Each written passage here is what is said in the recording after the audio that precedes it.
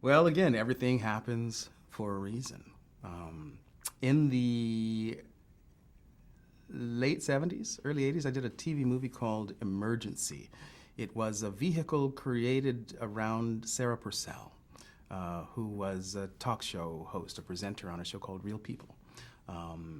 And not being an actor, they wanted to surround Sarah with, with actors. So it was a TV movie that starred, in addition to Sarah, Gary Lockwood, Conchata Ferrell, Penny Pizer, Gary Frank. I know I'm probably leaving somebody out. I was in it. And we shot at an abandoned hospital here in the Los Angeles area. And there was the producer of that show was a man named Bob Justman. Well, I was a fan of the original Star Trek series, and I knew that Bob Justman was Robert H. Justman, the associate producer of the original series of Star Trek. Star Trek was really important to me when I was growing up.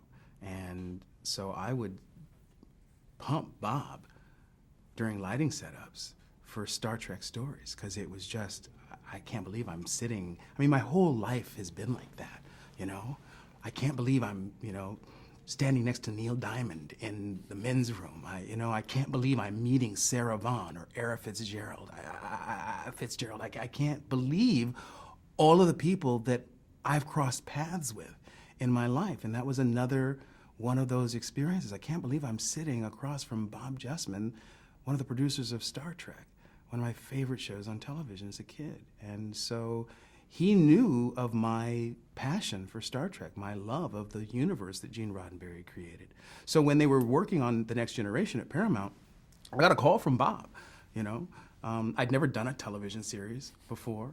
And they weren't looking for names. They wanted to create a cast of unrecognizable unknowns. But Bob called and said, would you be interested? I said, I only asked one question, is Gene involved? He said, he absolutely is. I said, count me in, I'll come. So I went and I competed. I read for the part, and I had to win the role. But it was one of those situations. I read the size and I thought, I got this guy. I don't know whether I'll get the part or not, but I know who this man is. I know who this man is. Playing Geordi was, in its own way, not unlike playing Kunta. Having Nichelle Nichols on the bridge of the Enterprise, said so much to black people. I've had this conversation with Whoopi. It's why Whoopi joined the cast of Next Generation, because she was such a fan of the original series. May Carol Jemison, first African-American woman to fly in space on the space shuttle. Same story. Seeing Nichelle on the bridge of the Enterprise meant the world to us and to so many others. So being a person dealing with a physical challenge, as Geordi does, I get what that felt like. And people come up to me all the time and say, I'm an engineer today because of your work on Star Trek. People in wheelchairs, people dealing with physical challenges, they come up to me and they tell me how important it was to see themselves represented on that spaceship. So I get it, I understand, because I was one of those people who needed validation in the popular culture when I was growing up. And that's the power of the medium. That's one of the things that we're able to do, is by telling these stories, giving ourselves an idea that,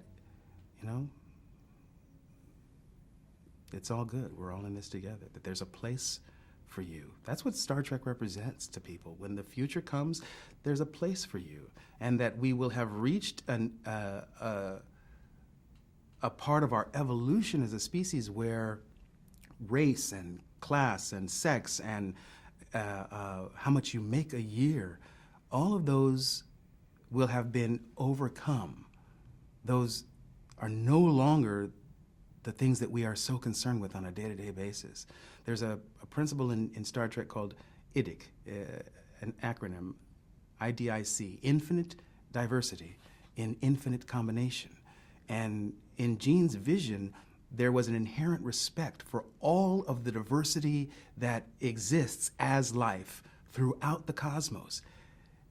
That's a world I want to live in.